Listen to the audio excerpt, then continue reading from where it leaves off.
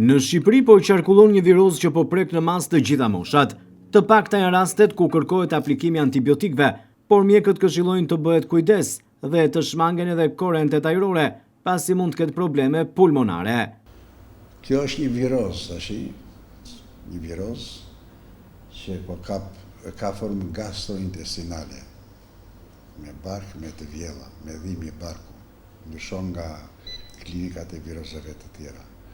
Kjo është më e rrallë, ka shumë, por është me kohë më të zgjatur, domethënë vazhdon është në vazhdimsi, jo me intensitet lartë, është e kalueshme, kalon 4-5 ditë kalon. Rastet të rralla janë ato që mund të marrin antibiotik, kur ndonjë rast bën komplikacion, sidomos ato pulmonaret, ose angina toxicite, merr antibiotik. Po në përkindje më të madhe është vetëm kështu temperaturë, bark, të vjella. Njerëzit do të ruhen që në kohën që djersin, duhet të jetë shumë kujdesshëm, sepse në rrymat e ftohta ose ngrohta mund krijojnë probleme pulmonare. Ish drejtori i Spitalit Rajonal të Vlorës Luter Nuraj ndalet edhe tek ai që quhet gripi australian, që pritet të prekë edhe vendin ton në muajt në vijim. Nuraj thotë se nuk ka vend për panik, duke shoqëruar këtë gjë edhe me batuta, por apelon që Spitali Rajonal i Vlorës të marrë masat, duke bërë gati të gjithë pavionët. Mua nuk ka vend për panik, sepse këto fliten shumë gjëra tash.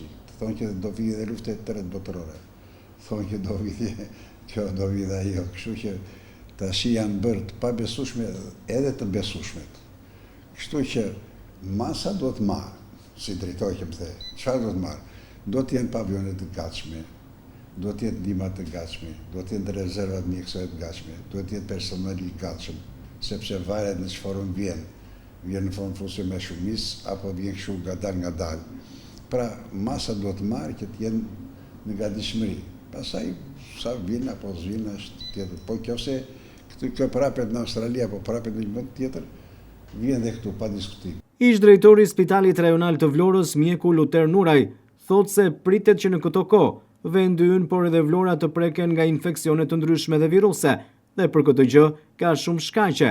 Ai rendit shkaqet ushqimore, të atyre që ne konsumojmë, por edhe ndotjen e ajrit. Në këtë Kosovë pritet që të vinë lloj infeksionesh, virusesh që janë përhapura, ka shumë kushte që smundshmëria është e shumë llojshme dhe vjen nga shumë shkaqe. Që nga ushqimit që nga frutat që ha, që nga kontaminimi tokës, helmet që janë hedhur, janë shumë ajri. Nuk të marrë vetëm atë, që është ajo atje që prodhon korret në Zvërnec. I ke pasur aty milshon ajo? Tymrat e tjerë, i ke pasur ato të gjitha çfarë bëhen? Vjen dhe tek bimët, edhe tek bujësia, edhe tek ushqimet, edhe tek ajri. Kështu që çdo gjë pritet. Ne duhet të jemi nga gatishmëri për sa i përket çdo eventualitet të tillë.